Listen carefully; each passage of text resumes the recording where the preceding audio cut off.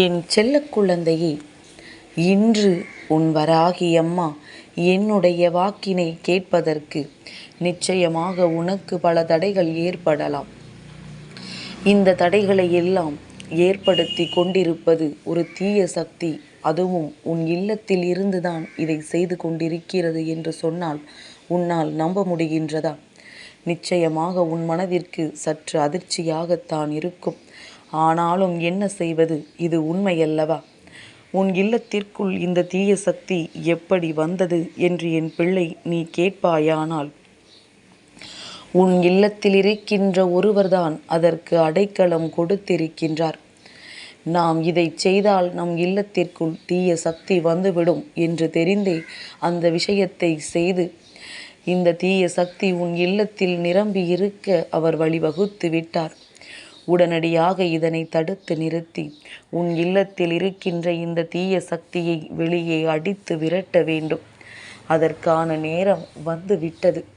இந்த நேரத்தை என் பிள்ளை நீ எப்படி சரியாக கையாளப் போகின்றாய்? எப்படி இந்த தீய சக்தியை உன் இல்லத்தை விட்டு வெளியே விரட்டப் போகின்றாய் என்பதில்தான் எல்லாம் இருக்கின்றது. உனக்கான எதிர்காலம், உன் இல்லத்தினுடைய எதிர்காலம், உன் குடும்பத்தின் எதிர்காலம் என்று இதில்தான் இருக்கின்றது.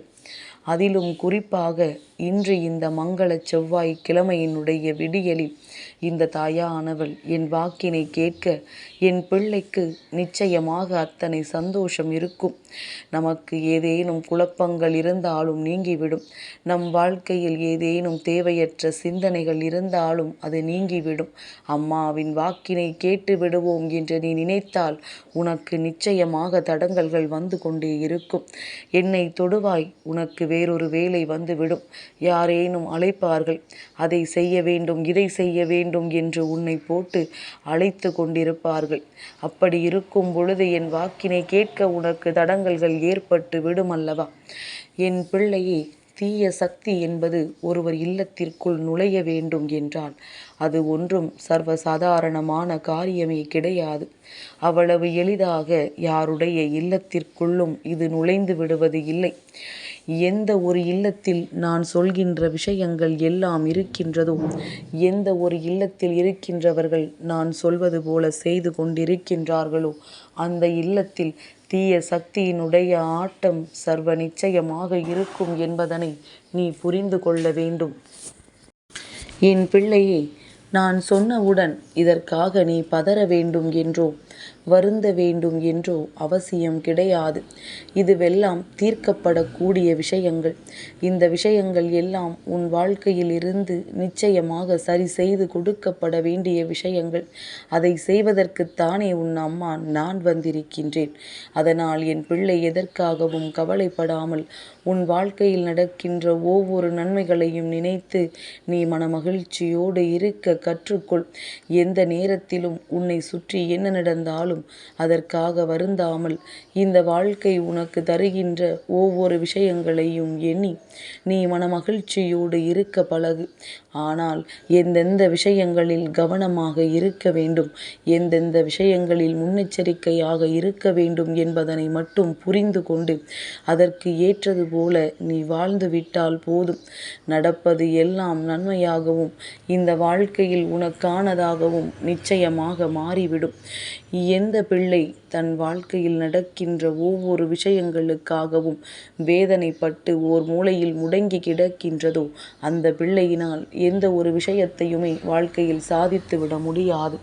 ஆனால் எந்த ஒரு பிள்ளை தன் வாழ்க்கையில் நடக்கின்ற விஷயங்களுக்கெல்லாம் பெரிதளவில் மனதை சோய்த்து விடாமல் நம்மால் முடியும், பரவாயில்லை, நாம் இதையும் எதிர்கொண்டு வருவோம் என்ற நம்பிக்கையோடு எதிர்கொள்கின்றதோ, அந்த பிள்ளை நிச்சயமாக வாழ்க்கையில் சாதித்து காட்டிவிடும் என்பதில் எந்த ஒரு மாற்று கருத்தும் கிடையாது. அந்த வரிசையில் என் பிள்ளை நீ சாதிக்க பிறந்த பிள்ளை அல்லவா? உன் வாழ்க்கையில் என்ன விஷயங்கள் நடந்தாலும் அதிலிருந்து மீண்டு வந்துவிட முடியும் என்கின்ற எண்ணத்தை கொண்ட பிள்ளை அல்லவா? இந்த எண்ணத்தை உனக்குள் கொண்டு இனி உன் வாழ்க்கையில் நீ வெற்றி கொண்டு இனி வருகின்ற நாட்களில் உன் இல்லத்தில் தீய சக்தி என்ற ஒரு எண்ணமே இல்லாத நிலையை நீ உருவாக்கிவிட வேண்டும். அந்த அளவிற்கு உன் வாழ்க்கையில் பேரதிர்ஷ்டத்தை கொடுக்க வந்திருக்கிறேன் இந்த வெற்றி வாராகி. என் பிள்ளையே, இந்த தீய சக்தியை முதலில் நீ விரட்டி விட்டாயானால் அதன் பிறகு உனக்கு வாழ்க்கையில் எந்த ஒரு தடங்கல்களும் இல்லை, எந்த ஒரு தடைகளும் இல்லை. நீ எவ்வளவு நினைத்தாலும் இந்த வாழ்க்கையில் உனக்கு இனிமேல் தோல்விகள் என்று இல்லை. நீ எதிர்பார்த்ததை விடவும் சிறப்பான விஷயங்கள் எல்லாம் இனி உன் வாழ்க்கையில் சர்வ நிச்சயமாக நடக்கும். என் பிள்ளையை, நான் சொல்கின்ற விஷயங்களை எல்லாம் கவனத்தில் கொண்டு நீ செய்ய நினைக்கின்ற ஒவ்வொரு விஷயங்களையும் சரியாக செய்து கொண்டிருப்பாயானால் அம்மாவினுடைய ஆசிகளோடு உன் வாழ்க்கையில் அனைத்தும் வெற்றியை மட்டும்தான் உனக்கு கொடுக்கும் என்பதனை நீ மறந்துவிடக்கூடாது.